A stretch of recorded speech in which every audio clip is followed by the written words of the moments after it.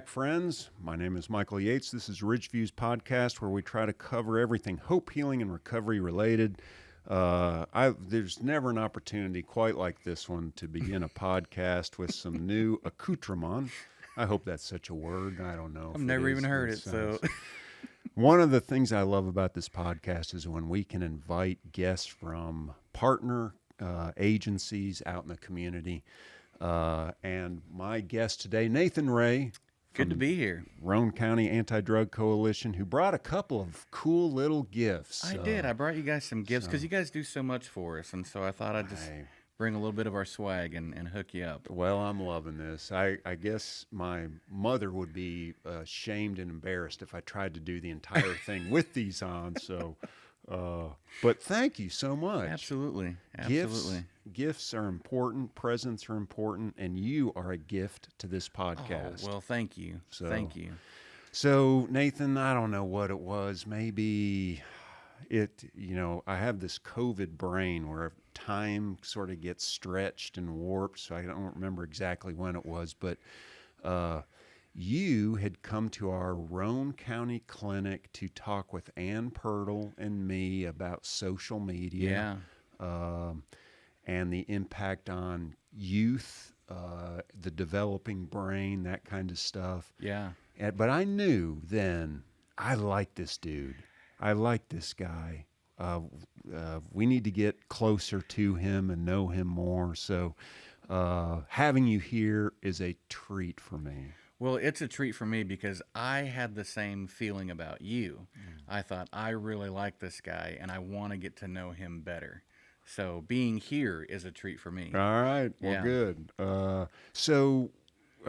Gosh, you guys have been doing so much good, sharing the good news about what's available in Roane County. Yeah. You've got lots of programs and services. This impact report that I pulled off your website, folks, if you've not been there, please go to their website, check it out.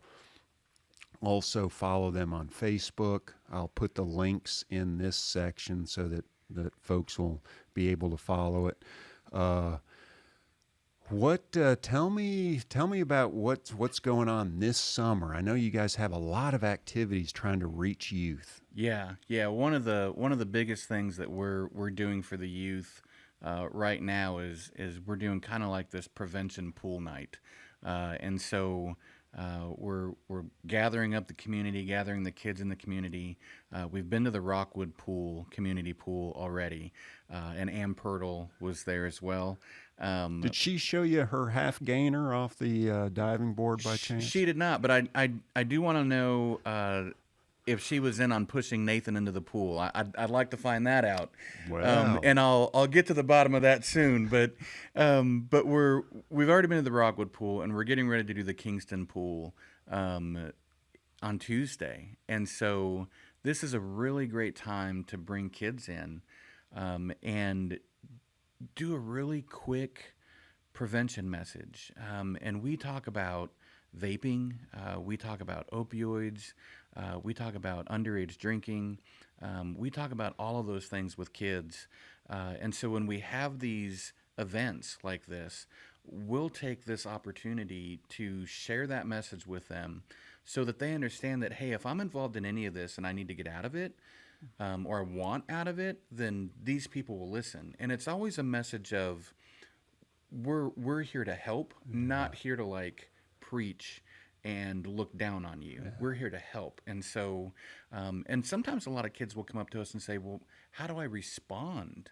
I don't want to, peer pressure is hard and it's tough and there's a lot of it. How do I respond to it? And so we have those opportunities to do that at those events as well. And so right now we've just been hanging out with kids at the pool and doing some prevention while we're there, and it's been really, really good. Yeah, that's really cool. A guest a couple of episodes ago, and the way you described that made me think of something that he said with their call center, and that is a judgment-free zone. Absolutely. And just based on the pictures that I've seen on Facebook with these pool activities, it looks like safe haven.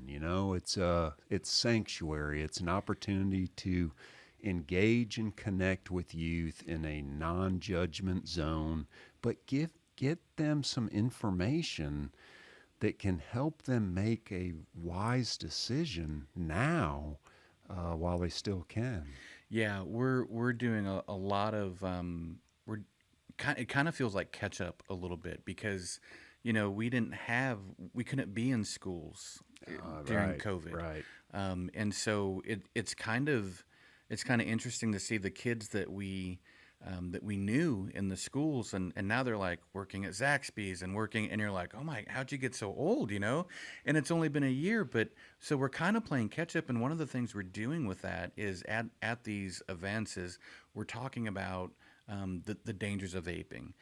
One of the things that a lot of people don't understand, and they just don't know, is that a lot of the same chemicals that are in cigarettes are in vapes. And so we're trying to get that message out to the kids, because what the kids have been told is, hey, this is safe. This is safer than cigarettes. And so our message with them when we have these events is, safe doesn't always mean better. Yeah. And let's have that discussion. So we're really trying to get that information out to them, but do it in a way that relates to them. Yeah. We're starting to use TikTok now, and try to have a little bit of fun with that. But judgment free is the key. A lot of these kids have been stuck in the house, Yeah, for a year. So we got to get them out. Well, Get them out and moving. I remember.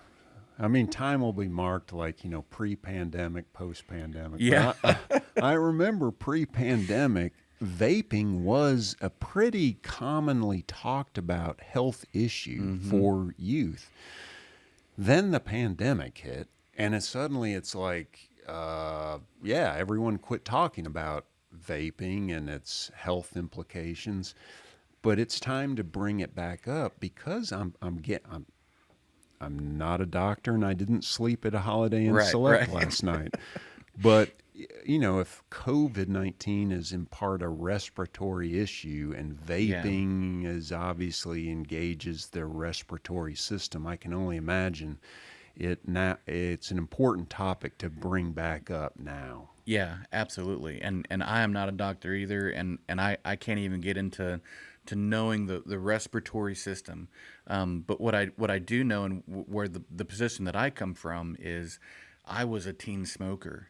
I was addicted to nicotine as a teenager, and I didn't quit until I was in my early 20s. And I haven't had nicotine or tobacco for a really, really long time, but I get it. Yeah. I understand the stronghold that it has on your brain, and I know what it does to your lungs. Yep. Because I've been there. Yeah. And so that's the avenue that I come from. Yep. With them is just experience, and it's so.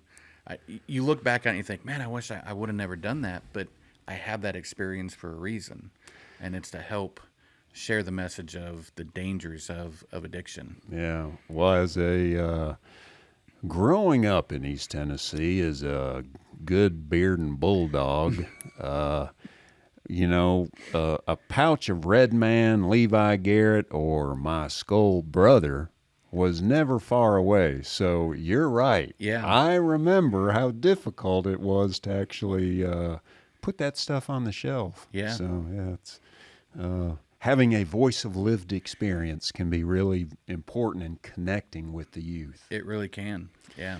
So are there other, well, I guess let's talk just a moment about hope. What gives you hope about the future with respect to the things that the Anti-Drug Coalition is doing in Roane County? Yeah.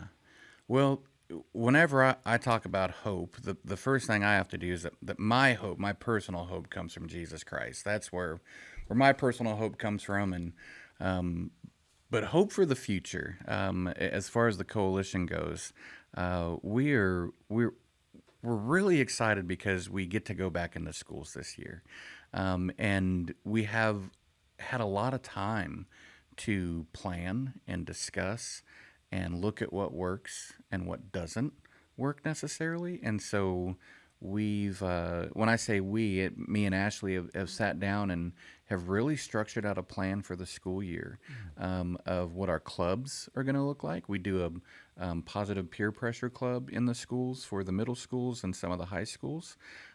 We started a couple of years ago doing this thing in cafeterias, in school cafeterias, and it was just a table, and it had quiz cards on it. And we had some prizes, like some of the stuff that I brought you. And you'd be surprised at how many kids come back for those sunglasses. They're like, I want another shot at it. And you're getting the prevention message out through that. So we're going to be hopefully implementing that in all the high schools this year, and able to get that short prevention message in there, but have some prizes worthwhile for them to come back and say, no, I want to try that again. I want to get that again. And so, planning and executing gives us a lot of hope for the future. Also, we know these are good kids. And some of the kids that have made bad decisions and poor choices, some of them come from really tough homes. And so having that understanding also gives us hope for the future, because we know what we're dealing with. We know who we're dealing with. And we know how to give them hope. And the other thing, I can't speak for Ashley, and hopefully she'll come and do this one day, but her story with the kids resonates so well because she lived in situations, she grew up in situations that they're experiencing, and her story resonates with them as well. So just the planning and the preparation and knowing what we're working with, that really gives us hope. And to be honest with you, just having a positive impact, being that positive impact, gives us hope. Well, the viewers probably can't see it through that nice, rich beard of yours, but you're smiling from ear to ear. I am. So I can tell. Yeah. You are hopeful in that way. Ashley, you are on notice, so just be advised you'll be invited out here at some point in the near future. Yes. Though I probably couldn't pull off coming in as a student to get more swag. I think you guys are approaching it the right way. How does Nathan take care of Nathan? What do you do to take care of yourself? You mentioned faith being one thing. What else? Yeah. So I've got a great family. I've got a great wife, and we've got a small little farm. Spending time with animals is one of my favorite things to do, and we don't travel. I mean, we don't get out and travel. We don't do any of that stuff. But for us, animals is kind of our safe haven. We enjoy, most of the time what we'll do is we'll rescue like a goat or a sheep from a farm that hasn't been taking care of them, and so being able to bring that animal in, nurse them back to health, and see them flourish, that's enjoyable for us. I mean, we just absolutely love it. Though you may not have slept at a Holiday Inn Select and call yourself a doctor, I think we could call you Dr. Doolittle then, right? Dr. Doolittle. I don't know if I speak their language. No, I'll say that. I don't know if I speak their language, but try it when you get home. Yeah. I won't do animal noises today, but maybe next time. But yeah, we really enjoy that. And our kids, just loving our kids and helping them grow and flourish, and finding the things that they enjoy, and building them up upon that, it's just enjoyable to us. Well, Nathan Wray, you're a good man doing good things. Thank you. Appreciate you being here, and I really appreciate the swag that you brought in. I'll wear this stuff with pride. Awesome. It's really an honor to have you, and friends, I appreciate you tuning in once again. Please don't forget to subscribe and ring the bell, and stay tuned to our weekly episode. Thanks so much. Take good care, and we'll see you next week.